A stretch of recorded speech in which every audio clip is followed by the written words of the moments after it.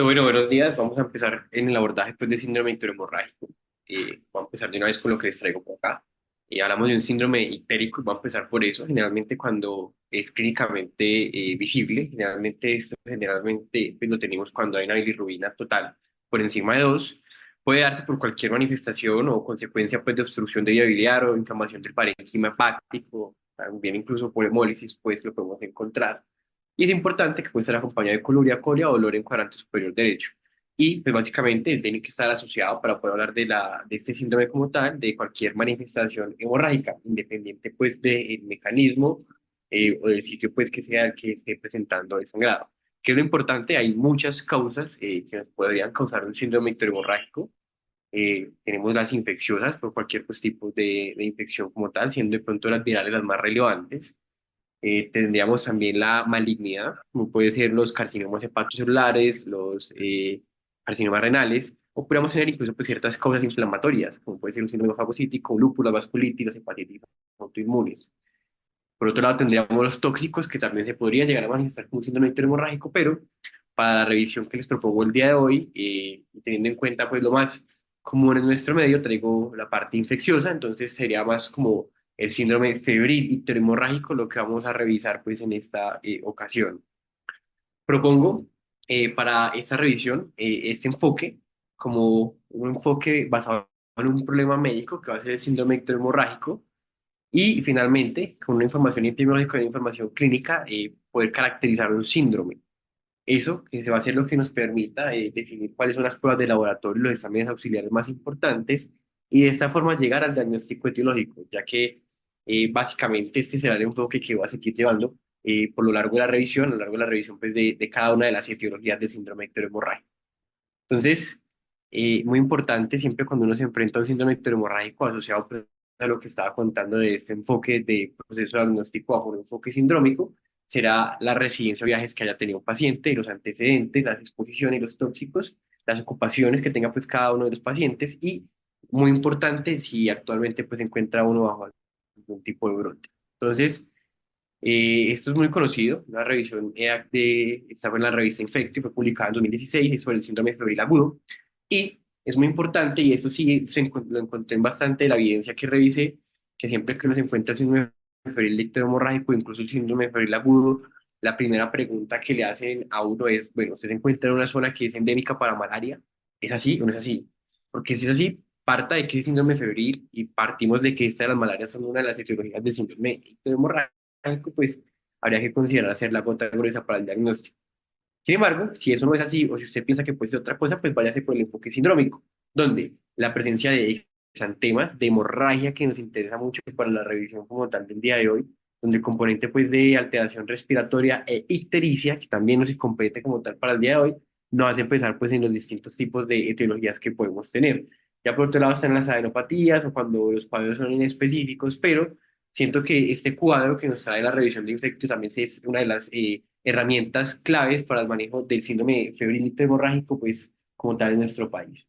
Entonces, empecemos. De pronto que lo que más vamos a considerar para esta revisión va a ser el síndrome febril acompañado pues de ictericia, de coluria, de colia, de prurito, dolor en hipocondrio derecho, pues, y de pronto van a ser las etiologías que vamos a revisar junto con las que tenemos por este lado de el enfoque pues sindrómico del síndrome febril agudo asociado pues a hemorragia. Entonces, la primera pregunta es, ¿qué sabemos del síndrome febril en Colombia? ¿Qué hay caracterizado? ¿Qué hay de pronto dentro de la evidencia? Entonces traigo esta caracterización epidemiológica de pacientes con síndrome febril en pacientes fallecidos en Colombia. Ya es un poquito antigua, sin embargo, ese comportamiento nos sigue sirviendo para ver cómo están las cosas hoy por hoy. Pero vemos cómo fue hecho entre el 2011 al 2013 y que los principales datos de mortalidad por síndrome febril en Colombia los teníamos por dengue, por leptospira y por riqueza, en ese orden. Es importante, y una vez lo dejo sentado por bases acá, que malaria fue sacado de esta revisión y no lo cogieron como uno de los síndromes febriles. Entonces, probablemente por aquí entre dengue tendríamos también malaria, y pues eso es muy importante tenerlo en cuenta en cuanto a lo otro es que en esta caracterización epidemiológica, pues no fue tan común encontrarse con infecciones, ya sea pues de arbovirosis con otros tipos pues, de microorganismos como puede ser la leptospira o las rickettsias, por ejemplo. Realmente pues fueron bajas. Y siempre que uno mira, pues mira pronto en dónde se encuentra, en cuanto a la distribución geográfica por municipios. Y esto lo traigo sobre todo para leptospira, porque aquí podemos ver una gran cantidad pues, de muertes por leptospira por síndrome febril agudo en Colombia. Y podemos ver que hay ciertos municipios donde hubo más pacientes fallecidos con leptospira y que eso no fue realmente reportado en todo el país. También dejo claro desde el principio de esta revisión que el diagnóstico de leptospira generalmente no es el más adecuado. Ahorita vamos a hablar de ese abordaje y probablemente tengamos bastantes sesgos epidemiológicos cuando veamos estos mapas que nos tratan de mostrar realmente el comportamiento de esta entidad en el país. Entonces, aquí tengo un artículo muy importante y la otra caracterización. Este fue hecho este fue hecho también en el Urabá antioqueño y también vemos como el comportamiento en solo el departamento tal vez era el mismo, siendo el dengue la principal causa pues de síndrome febril, ya como causa, no como mortalidad, seguido pues de leptospirosis y hablamos de una principal predominancia del género masculino y de pronto unos picos de edad donde lo más importante en cuanto al dengue eran pacientes o menores de 10 años o mayores de 40 años y vemos como diferente la leptospirosis se puede presentar un poquitico distinto, siendo pues como más prevalente en pacientes o más incidente, perdón, en pacientes mayores pues de 40 años. Entonces, noto y traigo otra vez acá la revisión que nos hacían lo que nos hace pues en Infectio de síndrome febril agudo en Colombia, que es bastante conocida, y es que siempre uno debería pensar si se encuentra ante un síndrome febril hemorrágico malárico o no malárico. Y eso lo decimos es por la alta incidencia y prevalencia pues, de la entidad en ciertas zonas del país. Y propongo para la revisión de cada una de las etiologías de este síndrome febril unas viñetas clínicas que vamos a seguir desarrollando a lo largo de la revisión. Es simplemente lo traigo como para que nos hagamos preguntas y en esto basar el enfoque. Entonces, tenemos un hombre de 35 años en el consultorio de urgencias, un motivo de consulta de una fiebre alta, un dolor de cabeza, un dolor retroorbital, tiene mialgias generalizadas. Importante, pues no tiene, se ha atendido aquí a Manizales, pero tiene un antecedente de viaje de que en Buenaventura hace aproximadamente unos 15 años. Y los síntomas actuales son una fiebre hace 5 días, más o menos. El paciente no es muy claro exactamente en los días, como puede pasar. Una cefalea intensa, un dolor retrocular, mialgias y artralgias, fatiga y malestar general, náuseas sin vómitos y un exantema maculopapular, pero que es leve.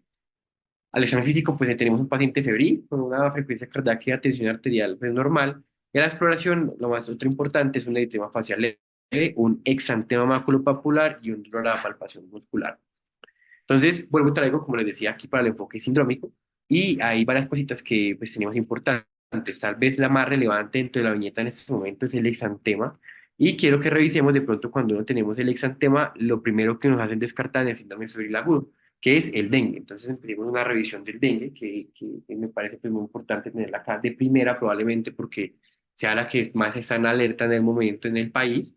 Entonces tenemos el dengue que es de la familia de los flavivirus, es un arbovirus, importante que es una arbovirosis, es un virus ARN y ya tenemos pues 5 serotipos, pero probablemente este quinto no lo encontremos tanto por acá. En Colombia hemos llegado a tener pues sobre todo serotipos 1 y 2. De en cuanto para tener en cuenta los vectores, lo más importante es el Aedes aegypti, que es realmente el más eficiente. Se habitan en ambientes pues peridomésticos. Es importante que la picadura del mosquito es por la hembra y es diurna. Y en cuanto para pensar en qué zonas del país uno piensa en que el síndrome febril va a ser por un dengue, pues es en zonas urbanas y rurales y que la altura ya la han cambiado un poco por el tema del calentamiento global, zonas que estén por debajo de 2.200 metros sobre el nivel del mar. Si uno se pone a revisar bien eso, es aproximadamente el 90% del territorio colombiano. A veces pues estamos en zonas más frías y creemos que no hay esa gypsy, pero pues ya hemos encontrado que por pues todo el tema del cambio climático y esto, pues es más frecuente encontrar los vectores en zonas en las que antes no había. El Albopictus es más tolerante al frío, tiene una extensión geográfica más amplia, pero es importante tener en cuenta que no es un vector, el vector principal, dado que se alimenta pues con menor frecuencia como tal en los humanos. Eso hace que sea un vector natural menos eficiente. ¿Por qué quise traer de primero dengue? Tal vez por esto, que fue el informe de situación epidemiológica del dengue en las Américas, que fue el boletín para la semana 1 a la semana 24, y se reportaron 10.141.300 casos, eso es una incidencia acumulada de 1.074 casos por 100.000 habitantes, y es un incremento del 232% en comparación al mismo periodo de tiempo que tenemos hoy por hoy, comparado pues, con el 2023. Y si lo comparamos con los últimos 5 años, teniendo en cuenta que ahí tenemos un poquitico de disminución en el reporte por el tema de la pandemia, hablaríamos de un incremento del 421%. Entonces eso nos habla de que tal vez era uno de los principales entidades que tenía yo que revisar pues, para quien nos compete el día de hoy. Si vemos aquí en las semanas epidemiológicas el total de casos reportados, cuando uno mira el gráfico del 2024, pues podemos ver cómo hemos tenido un pico bastante alarmante. Esto se espera que viene disminuyendo, y pues sí se puede ver en el comportamiento actual, de que viene un poco, pero pues el pico que tuvimos hace 2, 3 meses probablemente fue bastante alto. Y esto fue lo mismo, pues simplemente hablar del comportamiento en el país en estas semanas epidemiológicas. Realmente teníamos casi todo el país en alerta de que estábamos pues en brote, que es lo que quería pues como mostrar por acá. Y ya vamos a hablar de la entidad como tal, unos pequeños pues acercamientos para poder tener el resto de revisión del resto de entidades. Pero el cuadro clínico generalmente un dengue son 5 lluvias posteriores a la escolar del mosquito, que si ven cuadra con la viñeta clínica que les traje, pues los inicios pueden ser síntomas, inicio súbito de cefalea, síntomas como escalofríos, dolor retrocular, mialgia y artralgias, que también era como los traían las viñetas, y la fiebre generalmente aparece 3 a 4 días después, más o menos. Pueden haber otros síntomas como tal, pero lo que uno siempre revisa, sobre todo en el comportamiento pues, del dengue, es como la asociación de la fase febril, y cuando esta se va, está pues asociada a la fase en la que puede empezar el dengue grave, o el dengue pues el sangrado por dengue, que es el que nos compete para el síndrome hemorrágico, y que probablemente pues en esta fase febril no es donde veamos el síndrome hemorrágico como tal. En dengue, lo que trae la dieta clínica, pues lo más importante era de pronto el exantema. Generalmente, pues, cuando tenemos un dengue, hemos conocido el rash clásico, que es el rash maculopapular, que puede pues, cubrir gran parte de la piel de los pacientes. Pueden también haber simplemente erupciones pues, eritematosas, que pueden ser máculas, y pues no ser la descripción clásica de hilas blancas sobre un mar rojo, que es lo que realmente se reporta, como podemos ver más o menos en esta imagen aquí, que sería pues como lo clásico. Pero quería tener una pregunta importante, y es de si había alguna asociación entre el rash o el exantema y desenlaces clínicos en los pacientes, porque lo que uno se encuentra cuando realiza series de casos es que el rash puede no estar presente en todos los pacientes, y de hecho a veces no es lo más común. Pero la pregunta es de si esto realmente tenía alguna asociación entre desenlaces clínicos. Pues esto es un estudio, es un estudio pues, pequeño en cuanto a la relación entre el rash y desenlaces clínicos. Fueron pues unos pacientes, más bien un N de 387 pacientes, y miren que de esos que tenían diagnóstico de fiebre de dengue, perdón, de fiebre por dengue, solo el 14% probablemente hizo una incidencia de rash. Lo más importante es que cuando estaba el paciente con presencia de rash, estos tenían una fuerte asociación entre hacer síntomas hemorrágicos, como epistaxis, como hacer hematuria, y estaban asociados pues a mayor trombocitopenia, pero podríamos tener claro un poco por la fisiopatología y a una mayor necesidad de transfusiones plaquetarias. Lo importante es que esa presencia pues, de rash no estuvo asociada a una mortalidad más aumentada en los pacientes pues, con fiebre por dengue. Entonces, hablar de las fases que teníamos ahora, pues en esa fase febril, pueden haber las complicaciones hemorrágicas como tal leves, puede haber una prueba de torniquete positiva, que es lo que aparece clásico en la literatura, y pues puede haber hepatomegalia, pero en esta fase febril todavía no hay ictericia, que es como lo importante que quería yo revisar acá.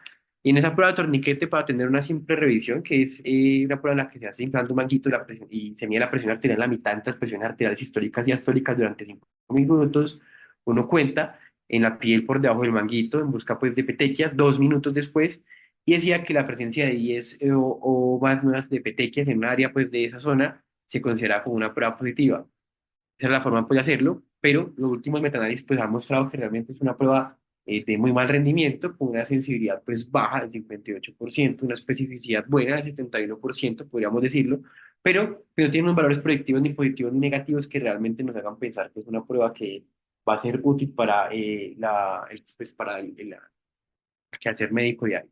Entonces, esto fue un total de 16 estudios, fueron 28.739 participantes como tal, y creo que nos permite decir que realmente no es una de las pruebas que debamos pues, de basarnos únicamente para el diagnóstico pues, de.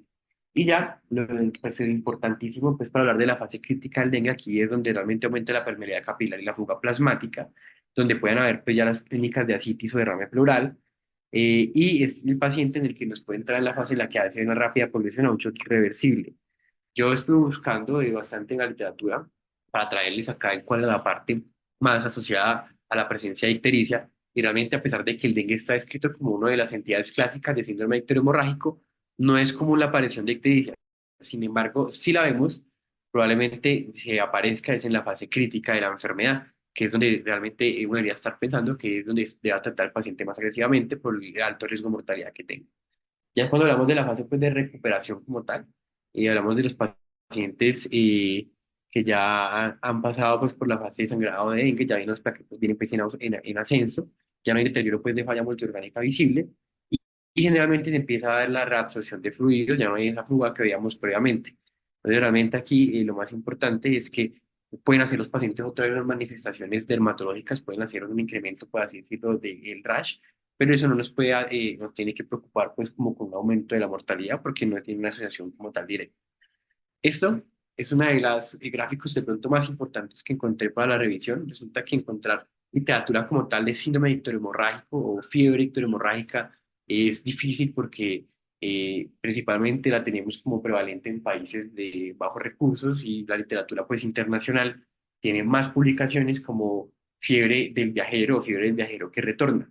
Y así es como encontré mucho de lo que les traigo acá y simplemente para mirar cómo, según las leyendas, los ciertos pues, signos son o no más presentes dependiendo de la entidad. Entonces miremos como en dengue, me lo traigo por acá, teniendo en cuenta que lo más común era esto, es el rash, está por encima del 30%, que puede haber ictericia y por eso nos puede clasificar como un síntoma hemorrágico, pero miramos que la frecuencia de aparición según lo que se tiene pues, realmente es baja y que ocasionalmente pues, puede tener la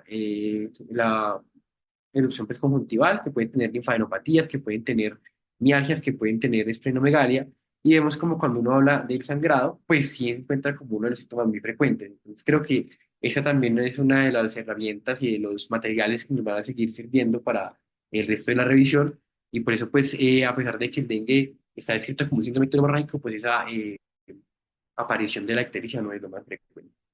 Entonces, quería partir como un poco de dónde tenemos el diagnóstico. Esto tal vez es un poco conocido. Lo más importante de pronto es mirar la duración de la enfermedad. Curiosamente, en literatura que encontré en otros lugares aparecían como el punto de corte en 3 días para realmente pensar en qué tipo de laboratorio uno utiliza, pero pues tenemos en el resto de literatura una recomendación de que realmente el punto de corte para definir si tomamos, por ejemplo, una IgM para dengue son los 5 días. Entonces, pues me quedo realmente con el tema del punto de corte de los 5 días porque es el que ha, se ha asociado pues, a una mayor sensibilidad, especificidad y rendimiento diagnóstico de la prueba y que es el que nos permite pues como tal hacer una detección pues, de dengue de IgM para definir de pronto la positividad del dengue. Siempre que uno se encuentre con un dengue y no se encuentre pues, de pronto con los días, el NS1 es una de las pruebas que nos sirve y hay que tener en cuenta que cuando uno tiene distintos métodos, pues hay métodos directos que puede ser la detección de antígeno, la detección del genoma o simplemente la especie de aislar el virus que realmente no hacemos tanto, y los métodos indirectos que son los más utilizados, que son la serología IgM y para IgG. Tienen poca especificidad, pero nos hablan de una buena oportunidad de pronto para el diagnóstico pues, de la entidad.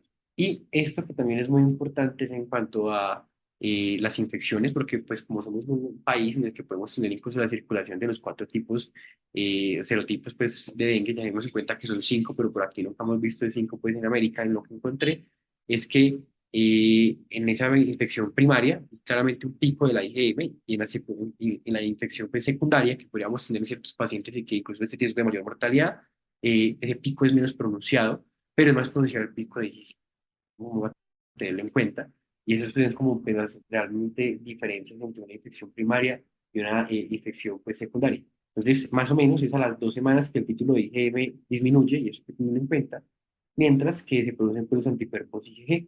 Y se den cuenta que los niveles bajos de anticuerpos IgG pues, persisten en el suero durante más o menos pues, años, realmente después de la infección por dengue. Y en caso de una segunda infección, que es lo que le puede preocupar a uno, los títulos de IgG aumentan rápidamente en los primeros días, pero esos títulos de IgM se mantienen mucho más bajos que durante la infección primaria. Por lo tanto, a veces proponen hacer los cálculos de IgM sobre IgG, que pueden permitir pues, la diferenciación entre una infección primaria y una infección secundaria. Sin embargo, pues no encontré que sea como lo más recomendado hacer clínicamente, pues realmente no es un ratio pues, que se saque como muy comúnmente. El abordaje inicial pues del dengue, eso pues conocemos que son el manejo pues de soporte como tal. Uno lo primero que se va a hacer es unas preguntas y es en qué fase se encuentra el paciente. Hay unos signos de alarma. ¿Cuál es ese estado hemodinámico y hidratación? ¿Se encuentra el paciente en shock? Hay algunas afecciones concomitantes y es un paciente que realmente requiera una hospitalización. Entonces, lo más importante es de pronto definir los signos de alarma. Esos son los que nos propone pues la Asociación Panamericana de la Salud, que son el dolor abdominal, los vómitos, los sangrados de mucosas siempre que las hayan. Algunos hablan de fatiga o irritabilidad, pero eso es más para los niños. Y los aumentos repentinos del hematocrito, o la dificultad para respirar, la patomegalia y los líquidos acumulados. Eso simplemente nos permite, y también lo hacemos pues por semaforización, en que siempre que tengamos un dengue con signo de alarma, probablemente sea un paciente que requiera una vigilancia intrahospitalaria. Y pues siempre que tengamos un dengue grave definido como la presencia de shock, como el sangrado grave como tal, el compromiso grave, incluso pues de ciertos órganos como el daño hepático, como la miocarditis, etcétera, porque pueden haber muchos más, pues son pacientes que requieran un manejo como tal en la unidad de cuidados intensivos. Hay diferentes algoritmos para el manejo y quería traer una discusión en estos algoritmos para el manejo, y es que los pacientes pues pueden ser manejados ambulatoriamente simplemente con analgésicos y con fluidoterapia, pero esos analgésicos en nuestro país han sido siempre como un tema de debate. Si uno revisa las recomendaciones de la Asociación Panamericana de la Salud, que es de donde está puestos diagramas, hay una recomendación de incluso tratar los pacientes con metamizol o con dipirona, y eso lo hacerlo tanto ambulatorio como en el manejo intrahospitalario. Siempre pues que hemos encontrado el manejo de dengue y el uso de dipirona para los síntomas, como puede ser el dolor abdominal, como puede ser para las mialgias, hay una gran preocupación en la literatura clásica, de que se ha asociado pues la dipirona con la aparición de granulocitosis, de hipotensión, o incluso se ha creído que puede incrementar el riesgo de fiebre hemorrágica o de fiebre pues hemorrágica del dengue. Y quería traer de pronto qué tenemos en la literatura al respecto. Hay una revisión de PLOS muy importante, un metaanálisis, perdón, que este metaanálisis se incluyeron como tal 79 estudios, son casi 4.000 pacientes, y fue con uso de metamizol a corto plazo, menos de 2 semanas, que es más o menos el tiempo en el que lo utilizamos para estas entidades. Y realmente los efectos adversos, pues como tal, o graves, pues realmente fueron muy pocos, y no hubo una diferencia entre el metamizol y entre otros analgésicos. Comparados dentro de esta revisión, el paracetamol y otros tipos de AINE. Entonces, cuando se pone a mirar acá de qué encontraron, y pues esto obviamente literatura internacional, la granulocitosis y la mortalidad, ningún ensayo como tal reportó granulocitosis o muertes atribuibles al metamizol. No es de pronto como lo que más tenemos estudiado dentro de la literatura pues, de nosotros por acá, pero sí hay literatura internacional que avala, por así decirlo, habla de la seguridad de, del uso pues, de metamizol en nuestra zona. Entonces ya estos son simplemente los algoritmos de manejo pues, que tenemos para los pacientes cuando los definimos que los vamos a dejar en manejo intrahospitalario. Creo que los traigo más como para recordar en la revisión que pues ya no hacemos unos manejos tan agresivos, ¿no? Un paciente que se encuentra con dengue puede ser un paciente que se encuentra con una clínica compatible con sepsis. Sin embargo, preferimos que si hay pacientes que no tienen comorbilidades, que son un paciente ancianos, uno puede iniciar cuando tienen signos de alarma con una solución cristaloide con 10 mililitros por kilo en la primera hora, y lo más importante siempre son las revaloraciones.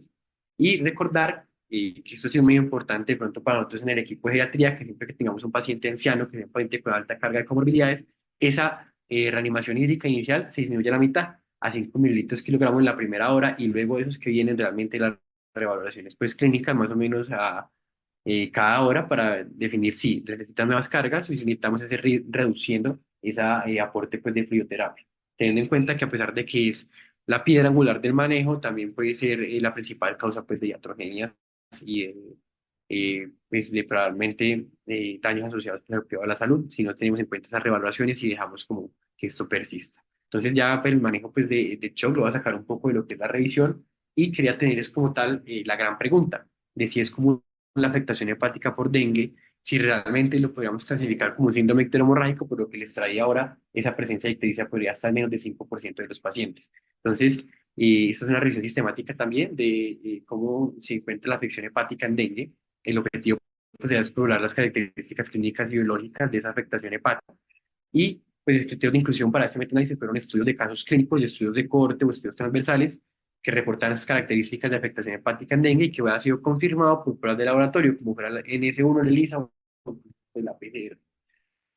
Se excluyeron todos los estudios que fueran in vitro, aquí solamente fueron estudios pues, clínicos en humanos como tal, y pues, tuvieron una buena muestra, unos 2.552 artículos, de esos se incluyeron 167 artículos, y ¿qué pudimos encontrar o qué pudieron encontrar acá? Que lo más común en la ictericia es que aparezca entre el día 4 y 11 de la enfermedad, que claramente es más frecuente en el dengue severo, sobre todo cuando hay alteración pues, orgánica, y que evoluciona con el aumento de las transaminasas. Entonces, siempre que pues, podríamos encontrarlo incluso pues, por daño hepático asociado pues, a esta alteración. Y generalmente lo que se encontraron pues, en estos artículos es que los niveles anormales de bilirrubina estaban entre un 5,9 al 100% de los casos. Realmente teníamos intervalos de confianza bastante amplios. Pero hubo niveles de hasta 50 miligramos de cilitros, pues lo más común era niveles entre 3 4 a 5, y pues realmente se asociaba esta ictericia como un predictor de mortalidad. Teniendo en cuenta que si teníamos bilirrubinas totales mayores a 2,2, pues teníamos un OR de 4,8 asociado pues como tal para mortalidad. Entonces, lo que quería dejar claro es que a pesar de que clásicamente es conocido el dengue como un síndrome hemorrágico, no es lo más común, pero siempre que tengamos ictericia, hay que pensar que es un paciente que realmente va a requerir una intensificación de los esfuerzos en la terapia. Probablemente es un paciente que se beneficie de la observación o del ingreso a una unidad de cuidados intensivos para una monitorización continua y para un manejo pues, más agresivo probablemente en cuanto al cuadro. Hasta ahí les quería traer lo de dengue. Voy a seguir teniendo estas viñetas clínicas. Miren que cuando uno revisaba la literatura en el resto de revisiones, la gran pregunta era, bueno, ¿y por qué frente a lo que estamos no es un cuadro de malaria? Entonces me parece importante tenerlo acá. Tenemos de pronto que el rash maculopapular lo saca uno de ese pensamiento de entrada de malaria, pero entonces por ahí es donde quiero hacer la primera pregunta. ¿Por qué si paciente no tiene malaria? ¿Qué tan común es el porcentaje de pacientes que hacen rash cutáneo asociado pues, a la infección por malaria? Lo que encontré es que depende de la serie de casos revisados. Realmente puede ser un rash en específico, no es tan característico como el rash del paciente que hace una infección por dengue, pero hay hasta casos de 10% de pacientes que se pueden presentar con coinfecciones de dengue y malaria, también dependiendo de las series de casos, donde tenemos pues la presencia de ambas entidades. Entonces, pues puede ser un rash no específico, como el que podemos ver acá, que es el de una serie de casos que encontré de pacientes con rash por malaria. Y pues siempre que tengamos un signo de fiebre agudo, no hay que olvidar que donde haya malaria, pues lo primero que hay que pensar es probablemente una gota gruesa. Entonces voy a hablar desde el vector también un poco, que es el Anopheles gambiae. Hay más de 400 especies, pero solamente 30 vectores son realmente importantes. Aquí ellos, diferente pues a lo que tenemos en dengue, estos anófeles les gusta picar entre el anochecer y el amanecer, y se encuentran en altitudes por debajo de los 2.000 metros, o si no, no puede haber esporogonia, no se pueden reproducir, pero ahí tenemos también cómo nos entra gran parte del territorio pues, del país. Claramente son estacionales, son asociados a épocas de mayor pluviosidad, y eso pues porque favorecen los criaderos, lo mismo pasa pues en dengue como tal, y para el diagnóstico pues, de estos pacientes tenemos diferentes pruebas. Tenemos lo más común y lo que nos dicen que por donde empecemos, cuando hacen una radiación de síndrome febril, que es la microscopía directa, que es esa visualización directa pues, del parásito por medio de una gota gruesa o un extendido. Tenemos las pruebas de diagnóstico rápido, que son estas pruebas de inmunoensayo laterales. Son baratas, son muy buenas, tienen muy buen rendimiento, pero lo que sabemos es que no es las que tenemos más comúnmente disponibles. Y ya tenemos las pruebas moleculares que realmente como que las dejamos más para tema pues, de estudios. ¿Qué tenemos en cuanto a la gota gruesa? Que nos permite ver la presencia o la ausencia de los parásitos. Es bastante sensible, pero es menos específica. Claramente depende de tener un personal entrenado en aquellas zonas donde es común o es frecuente encontrar las infecciones pues, por malaria. Claramente el personal que está más entrenado. Y pues lo que uno mira cuando pide un extendido de sangre periférica, pues realmente es para más la identificación de especies como tal, que es muy importante en el manejo, para medir parasitemia, que puede estar asociado pues a mayor mortalidad en ciertos casos, o para mirar pues simplemente cómo está la morfología de los eritrocitos. Entonces, quería traer de pronto un poquitico acá de cómo se ve esto en cada uno, como para conocerlo. En plasmodium falciparum, voy a empezar por acá, lo más común es encontrarse formas en anillo dentro de los eritrocitos, y los eritrocitos parasitados, lo común es encontrarlos que no estén agrandados. Y aquí, en esta parte, los trofozoitos, que son las formas maduras, se ven más grandes y contienen pues pigmentos, que es como realmente se dan cuenta en cuanto a la visualización, cómo los diferencio. Y tenemos aquí los esquizontes, que son células infectadas con múltiples núcleos. eh, y aquí también pues, los podemos como tal ver. Lo importante es que hay unas características clave de este plasmodium falciparum, los eritrocitos infectados no están agrandados y los trofosforitos maduros suelen estar secuestrados en los vasos profundos. Entonces eso hace que no se vean como tal en el flujo de sangre periférica. Ya para Plasmodium vivax como tal, lo que tenemos que son unos anillos similares a los que tenemos en Plasmodium falciparum, como podemos ver por acá, como tal. Pero ahí la diferencia es que los eritrocitos sí suelen estar agrandados y es como una de las diferencias que hace quien está haciendo la prueba pues, de visualización directa. Importante que los trofosoditos aquí en el Plasmodium vivax tienen más como una forma memoide, que hay una mayor deformación del eritrocito, que es lo que podemos ver en este por acá.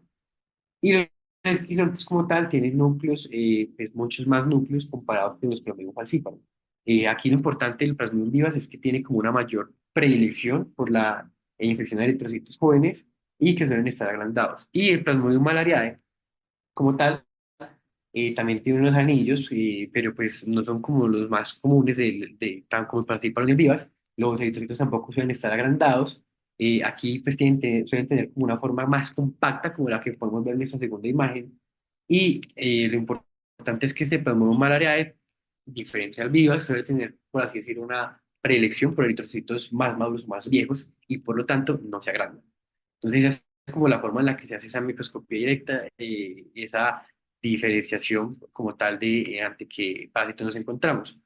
Y pues cuando uno tiene una malaria no complicada, pues vemos que los síntomas iniciales suelen ser inespecíficos, pueden ser los síntomas que tenía nuestro paciente, de pronto quitando el rash de la viñeta clínica, y vemos como hay ciertos algoritmos que dicen que cuando uno se encuentra un síndrome febril tropical, pues piensa en los puntos de corte para realmente ver ante qué pruebas se encuentra. Pero siempre que tenga una fiebre mayor a 7 días y que tenga pruebas de dengue negativas, siga considerando las pruebas de malaria o leptospirosis como uno de los principales diagnósticos a los que uno se está enfrentando. Para manera complicada, así como para dengue, también hay diferentes pues, signos de alarma o signos de complicación. Y esto es muy importante de pronto para definir el manejo, que esto como para malaria sí tenemos un manejo específico, aquí sí me parece importante conocerlo, y es que siempre que haya alteración del estado de conciencia, siempre que haya debilidad generalizada que impida, por así decirlo, la deambulación del paciente, siempre que haya tolerancia a la vía oral, cuando haya respiración profunda o la respiración de Kussmaul o taquimea, cuando cualquier caso en que se haya una convulsión en un paciente con malaria, cuando tenemos pacientes hipotensos con edema pulmonar o con sangrado intestinal, que por eso es que nos entra dentro del síndrome hemorrágico. Siempre que haya ictericia, también es uno de los signos pues, de manera complicada. Siempre que haya pues, hipoglicemia, acidosis metabólica o cualquier alteración orgánica. Y vemos como pues, la parasitemia también entra como uno de los marcadores y por eso pues, es importante el extendido para realmente definir ante cuánto número de parásitos por microlitro me encuentro. Y aquí una pregunta importante y es que pues estamos en Caldas, les quería traer esos datos que están pendientes de publicación. Es un trabajo que hemos hecho con el doctor John Echeverry, la doctora Alejandra Aristizábal, el doctor Juan David Salazar, que también se encuentra pues aquí con nosotros dentro del equipo de residentes. Y es un estudio que hemos hecho hace 5 años de cuál era el comportamiento de la malaria en Caldas. Era un descriptivo, pues está pendiente de publicarse, ya está recibido pues con ciertas modificaciones que nos pidieron hacer.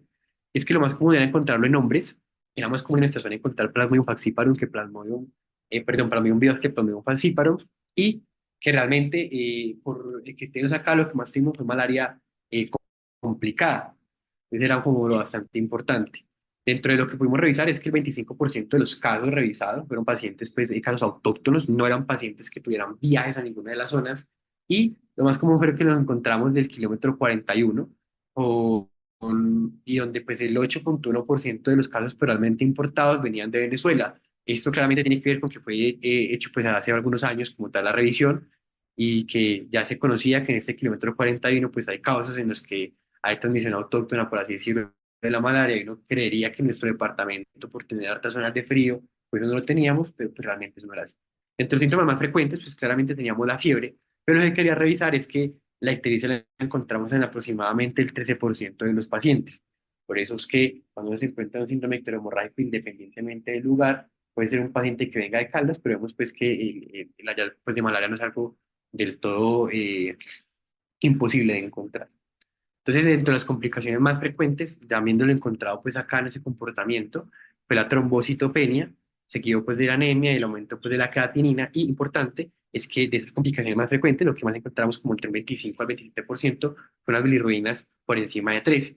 Y teniendo en cuenta que por encima de 2,5 es donde encontramos ictericia, probablemente ese la malaria, si sea pues como el síndrome fértil hemorrágico pues por excelencia. Este es un algoritmo de manejo que hemos desarrollado pues con Gram, que también hago parte y les traigo pues como para guiar un poco el manejo.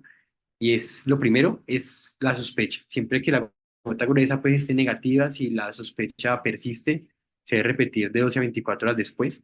Importante que ya hay cada vez menos evidencia de que se va a esperar que sea asociada a picos febriles, realmente se puede tomar en cualquier momento y el rendimiento no cambia. Y lo otro importante para guiar el manejo es mirar la tolerancia a la vía oral. Siempre que tengamos un paciente que no tolera vía oral, ya cumple criterios de malaria complicada y debe recibir tercenato intravenoso. Y si nos tolera vía oral, pues lo que realmente hay que hacer es revisar lo que les mostré previamente en las tablas para ver si es un paciente que se beneficia de artesonato por cumplir criterios de malaria complicada. Voy a quitar un poquitico de pronto esa parte de la embarazada, aunque también están las recomendaciones.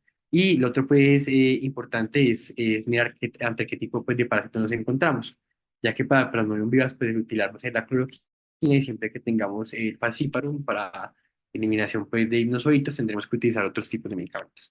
Esto puede ser a veces difícil tener la guía a la mano. Creo que es importante reconocer el esfuerzo que ha hecho el doctor John Echeverry y también el trabajo en conjunto con Graham, que es la creación de Opdose, que nos permite pues hacer los cálculos de dosis fácil con los pacientes. Aquí pues el QR en el que se puede descargar, eso pues simplemente se encuentra con el nombre en Google y realmente es una herramienta clínica que nos ayuda mucho pues para el manejo y la adecuada dosis de esos tipos pues, de pacientes. Hasta ahí está algo un poco de malaria. Vemos ahorita que en lo que teníamos en lo que teníamos en cuanto a a las viñetas clínicas y en cuanto a lo que se decía de los enfoques, es porque no es un paciente que se encuentra con leptospirosis. Si bien el rash, vuelvo y te digo, no es lo más común, aquí teníamos una de las características importantes, era un dolor de la palpación muscular, había de pronto también un poco, pues había fatiga, malestar general, pero era más importante de pronto esas mialgias para ese caso de leptospirosis. Entonces, ¿qué es lo que quería traer? Para la leptospirosis, pues teníamos que antes la espiroqueta, que es la que conocemos, pues la que nos causa, antes se llamaba espiroqueta interrogans, por esa forma que tiene, como de tener un signo de interrogación. Ya conocemos que hay eh, bastantes, pues, otros grupos, pues, de espiroquetas como tal. Esa leptospira, pues, deriva del griego leptos, que significa delgado, y del latín spira, que es enroscado, que es realmente como se ve la espiroqueta. Y pero realmente son bastante pequeñas, menos de 0,1 micrómetro. Y lo más importante es que tienen extremos apuntados, uno realmente uno está curvado, el otro pues es como un gancho, es como lo característico. Por epidemiología, se ha registrado a nivel pues global, cerca de 2.400.000 humanos, pues como tal, con infecciones por leptospira, y lo importante es de pronto la mortalidad, porque hay letalidades que oscilan entre el 5 al 30%, y eso depende pues del país de notificación. Para Colombia, la última así grande que encontré fue para el año 2022, se han reportado pues 2.290 casos como tal, y hablaban de incluso un incremento de 54% respecto al 2021. Eso puede haber sido porque hayan disminuido, y es lo que siempre tenemos como hipótesis, por tiempos pues, de pandemia, pero hablamos incluso de 44 casos más reportados. Entonces, pues, a pesar de que puede ser simplemente lo que se espera que haya pasado por pandemia, tal vez sí lo que tengamos es un aumento en cuanto a los reportes de las incidencias. Ya que si uno mira cómo venían los reportes antes de pandemia, vemos como los años pues, de pandemia, esa incidencia de leptospirosis, esos reportes pues, realmente disminuyeron. Quedan las dudas abiertas de si realmente hubo una disminución de la infección o una disminución simplemente del reporte. ¿En quiénes sospechar?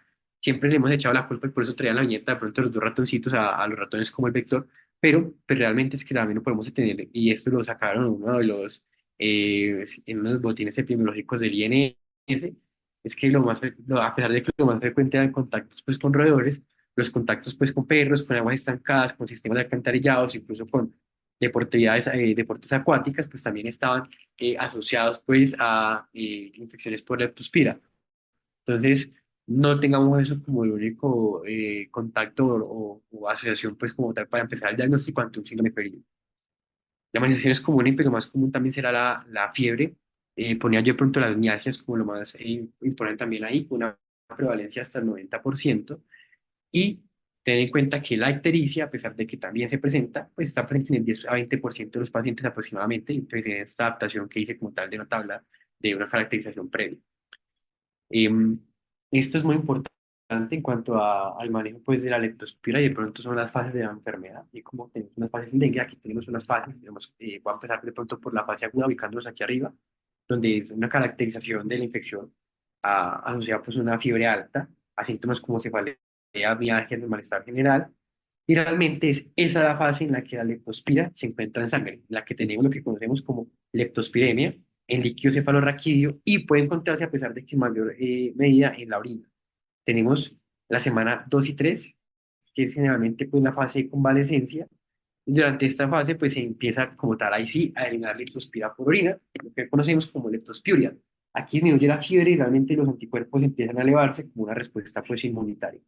Y después de la semana 3 donde se pueden observar como otras complicaciones tardías, como itis, la nefritis intersticial, que eso puede durar incluso pues, meses o años más en los pacientes. ¿Qué es importante tener en cuenta en cuanto a los anticuerpos? En la fase aguda son bajos, pero más o menos a partir de la segunda semana es que se llevan progresivamente debido pues, a la respuesta inmune del paciente. Y si el paciente recibe pues, tratamiento temprano, puede haber una disminución de los anticuerpos rápidamente, hay que tener en cuenta.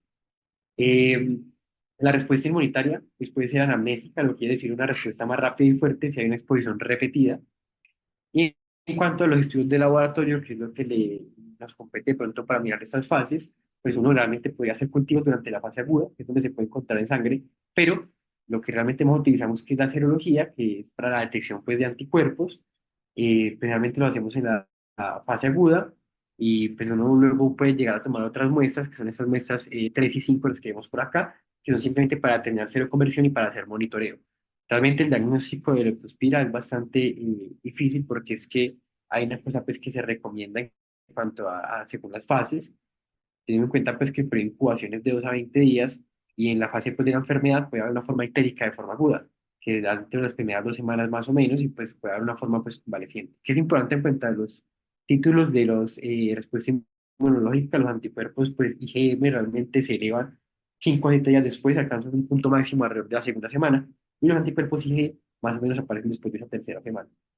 Entonces, en cuanto a lo que teníamos de algoritmo y lo que nos propone pues el grupo del INS, es que uno debe hacer las muestras de sueros pareados, donde debería hacer una primera muestra en la fase aguda, donde haya un inicio de los síntomas, que es una ELISA para IgM, y quería hacer una segunda muestra realmente en la fase convaleciente, y que debería tener esos dos resultados para poder hablar de la confirmación o realmente descartar pues el caso y que cuando uno pues tenga unas pruebas que son no concordantes con una primera muestra positiva, una segunda negativa o las dos positivas incluso uno debería de llevarse pues a confirmación de la certificación de leptospira. Eso requiere pues laboratorios especializados y vemos que realmente a veces no se hace, pero realmente otra de las preguntas que queda es qué pasa si yo capto al paciente después de haber llevado una semana de enfermedad y solo pude tomar una muestra realmente en esa segunda fase de la enfermedad, después de esos 10 días.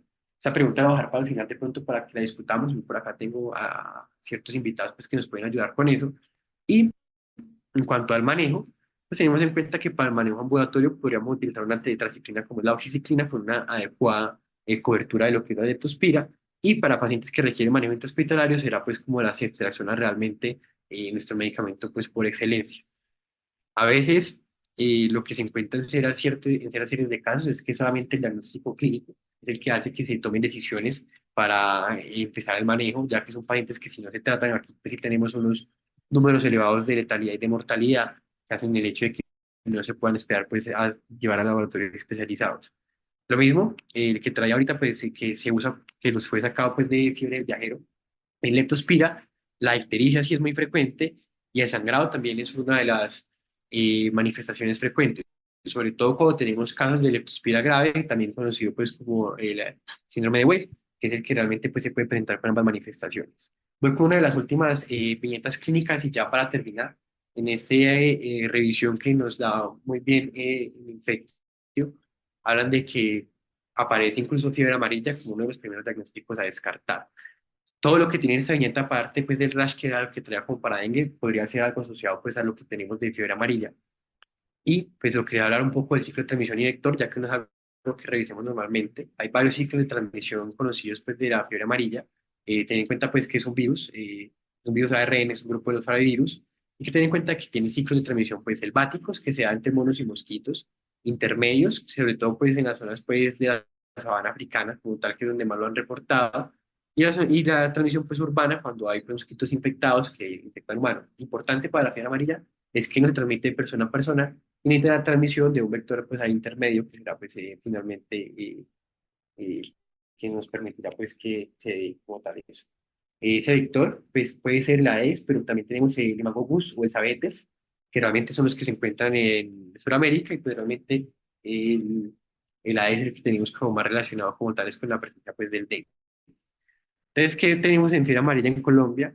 Ten en cuenta que hemos tenido brotes a lo largo pues, del tiempo. Esto fue muy bonito de la Organización Panamericana de la Salud, como mostraban que en ciertos años previos a la vacunación era común encontrar brotes. En 1940 fue que se introdujo la vacunación para la fiebre amarilla en zonas de alto riesgo. Y pues hoy por hoy les quería traer estos últimos reportes, incluso han habido 0 casos de reportes en el país, pero el último caso confirmado fue este año, fue en marzo de 2024, y fueron 3 casos en zonas rurales, en Villagarzón, en Valle del Baumués y en Orito, en el departamento del Putumayo. Importante, y por eso traía el producto esa gráfica al principio, era preguntar el estado de vacunación del paciente. En los 3 casos se pudo evidenciar cómo los 3 pacientes no tenían la vacuna para fiebre amarilla. Sin embargo, pues tenemos en cuenta que en Colombia tenemos una adecuada cobertura realmente en cuanto a los niños que realmente tenemos vacunados contra la fiebre amarilla y vemos cómo hemos alcanzado incluso en ciertos años hasta el 90% de la población total vacunada. Por eso no es tan frecuente encontrar la fiebre amarilla dentro de las presentaciones del síndrome icteromorrágico. Entonces, realmente, pues, ese diagnóstico lo que más requiere es ese registro de vacunación previo. Eh, Ten en cuenta que uno de los datos que encontré es que el dolor dorsolumbar intenso estaba muy asociado a la fiebre amarilla y pues tener en cuenta que dentro del examen físico aquí sí es común encontrar la ictericia, la orina oscura, los vómitos y el signo de Faguet, que es esa diferencia que hay entre la frecuencia eh, cardíaca como tal y la fiebre. Entonces aquí la misma PAHO demuestra cómo en Colombia tenemos toda la capacidad de laboratorio de realmente diagnosticar lo que es la fiebre amarilla. Tenemos los anticuerpos IgM que por ELISA, que realmente lo que más utilizamos, eh, pero también tenemos pues, métodos de PCR que también se utilizan dependiendo pues, de los casos. Entonces no es un país que se encuentre pues, en riesgo, no puede hacer el diagnóstico, que es una de las cosas que ellos valoraban como tal. Y hasta ahí tenía pronto como la revisión de las principales entidades del síndrome hemorrágico. Voy a abrir un poquito el espacio de si hay algunos comentarios, algunas dudas o algunos comentarios pues, por parte de los invitados que tenga por acá. Bueno, doctor Felipe, muchísimas gracias por la revisión. No sé quién tengamos de invitados. No sé si me encuentre con el doctor Sebastián Hernández, por acá creo que levantó la mano. Sebastián, buenos días. Muchas gracias por acompañarnos. Bienvenido. Bueno, un saludo para todos, un abrazo Luis y felicitaciones por la presentación muy completa y dijo pues algunas cositas actualizadas muy interesantes. Quiero decir como tres esquirlitas de cada una de las patologías. Primero de dengue, tengan en cuenta que tuvimos un cambio epidemiológico muy grande básicamente en este año. Casi que siempre que tenemos fenómeno del niño vamos a tener brote de dengue, pero realmente el brote de dengue de este año fue sin precedentes.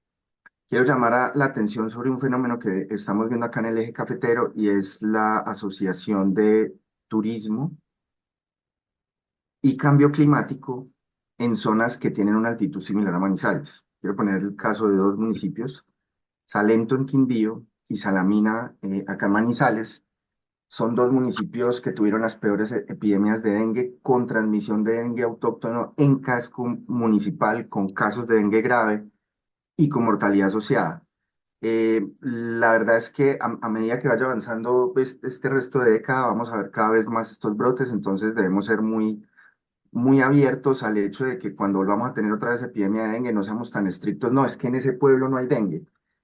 Varios residentes y estudiantes de último año han comentado que han hecho diagnósticos de dengue en Villa María, en Manizales, de adultos mayores, por ejemplo, que nunca salieron a ningún lado. Entonces creo que hay que tener abierta la mente frente a la posibilidad de que nos encontremos casos ya en zonas de expansión del dengue. Recordar también que, pasando ahora a malaria, recordar también que en malaria el foco de kilómetro 41 que el equipo que trabajó con el doctor John Echeverry durante la crisis de migración, el foco volvió a estar activo este año.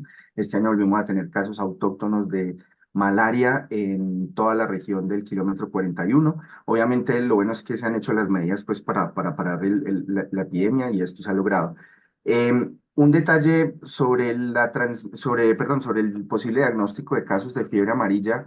Miren que esos casos generalmente son en zonas súper alejadas. Si les da fiebre amarilla es muy poco probable que lleguen acá, pero si lograran llegar acá, una estrategia diagnóstica que se puede hacer es parear la prueba de NS1 con la prueba de inmunoglobulina M. Porque como el virus de la fiebre amarilla es un flavivirus, puede dar un falso positivo para la inmunoglobulina M de dengue y aparece el NS1 negativo. Ese podría ser un truco diagnóstico allí a tener presente. Con respecto a malaria, quiero decir dos cositas y es la fortaleza de que nos empiecen a llegar las pruebas rápidas, tener en cuenta cuál de las pruebas de pronto nos llega. Hay las pruebas que son basadas en una proteína rica en histina. Desafortunadamente en Latinoamérica hay algunas malarias que son inmunes, perdón, que son, tienen mutado este antígeno, entonces salen falsos negativos. La prueba que creo que sería más conveniente para nosotros son la lactato deshidrogenasa de Plasmodium falciparum y de Plasmodium vivax, que viene en la prueba en las dos.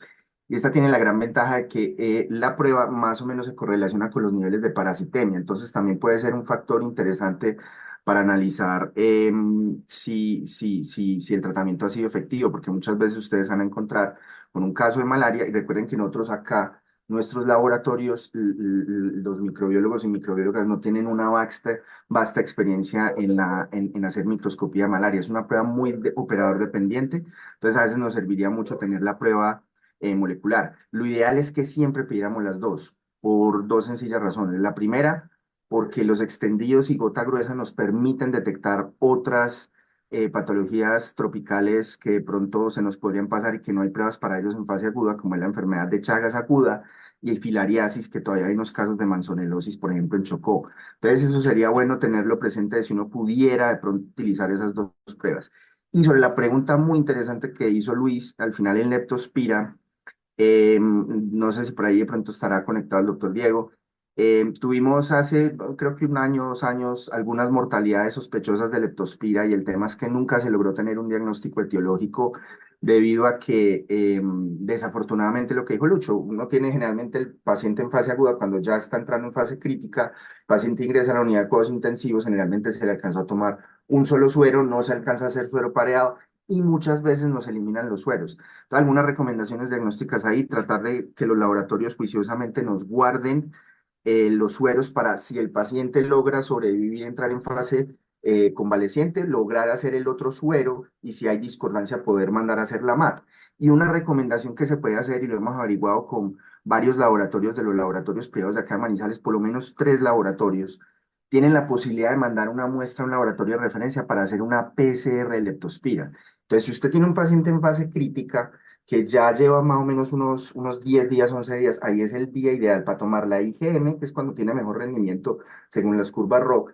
Y durante esos siguientes días que el paciente está en la unidad de cuidados intensivos, que van a ser de esos 10 días, lo que dure el paciente, ahí se puede tomar una muestra de orina que tiene excelente rendimiento y básicamente nos haría el diagnóstico, porque nos han quedado muchos casos diagnosticados como sospechosos y no queda bien la mortalidad en términos de epidemiología bien anotada en vigilancia. No sé si de pronto alguno tenga alguna pregunta. Aquí estamos de pronto para la discusión. Muchas gracias. Bueno, parece que no hay más preguntas, ¿cierto? De manos levantadas. Tampoco veo más manos levantadas. Bueno, no, listo, doctor Felipe, muchas gracias por la presentación, doctor Sebastián, muchas gracias por acompañarnos. Entonces, estamos por terminar la presentación y feliz día para todos, muchas gracias. Hasta luego. Muchas gracias por la invitación.